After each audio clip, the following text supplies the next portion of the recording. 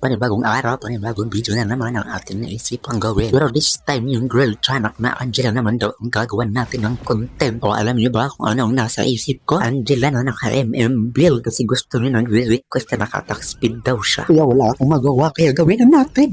Kaya nag-classic na ako. So, syempre, huwag niyong kakalimutan na i-marksman ang kanyang emblem. Diba, makikita niyo sa mapa na iisa lang ang lane nila. O huwag mong kakalimutan magpalit ng spell ha, kasi naka-tax speed yung girl Chanak na Angela. So, matapos ang picking, ito na yung line-up namin versus line-up ng kalap. So, sa part na to guys, habang nakikita ko nitong minion, ay bigla naman umipal itong Kimi.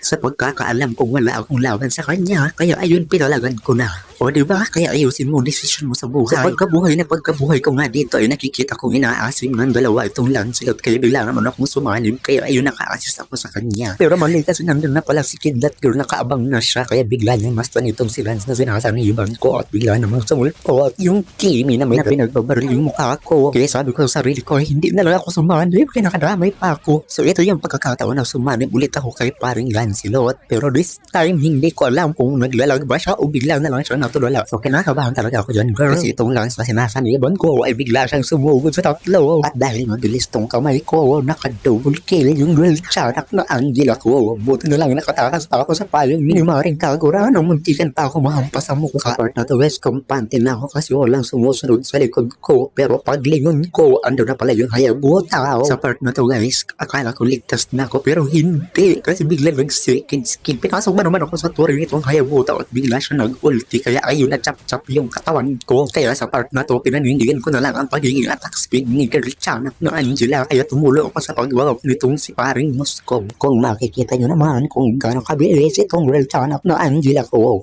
Pero sa part na to guys, sunod lang ako ng sunod kay paring Moscow. Ay hindi ko naman alam kay plagi na nangyari ba ang buhay ko kapag ako ay nagsusulo. Pero sa part na to guys, bigla ko na lang naisip, magsunod na lang ako sa may likod ng demonyo. Pero itong si paring Moscow, inaasim niya yung dalawa, buti na lang, hindi siya natuluyan nung siya ay nakidlatan. Dito sa part na to, unti-unti lang nauubos itong mga kasapi ko kaya nagmamadali na akong umuwi. So si Maring Kidlat hindi niya talaga ako tinantanan at napaplikir pa talaga siya at bigla niya akong nasta. Diba? Sa kakampi ko, isa na lang yung natira. So sa part na to guys, naisipan ko na lang na ako ay maglingonyo kasi yung dalawang MM na kasama ko ay may sarili silang mundo. Buti na lang talaga dumating tong Lancelot at tinulungan niya akong patayin itong demonyo. Nakikita niyo ba kung nasaan yung MM namin? Yung Mia, hindi ko talaga alam kung anong nasa isip niya. Lumabas siya ng damo nung napatay na namin ang demonyo. So sa part na to guys, after namin makuha ang demonyo, ay naisipan ko na kunin itong blue buff ng kalaban.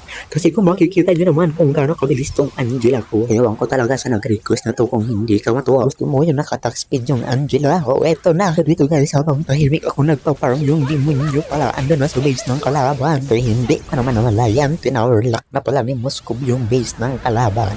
Victory!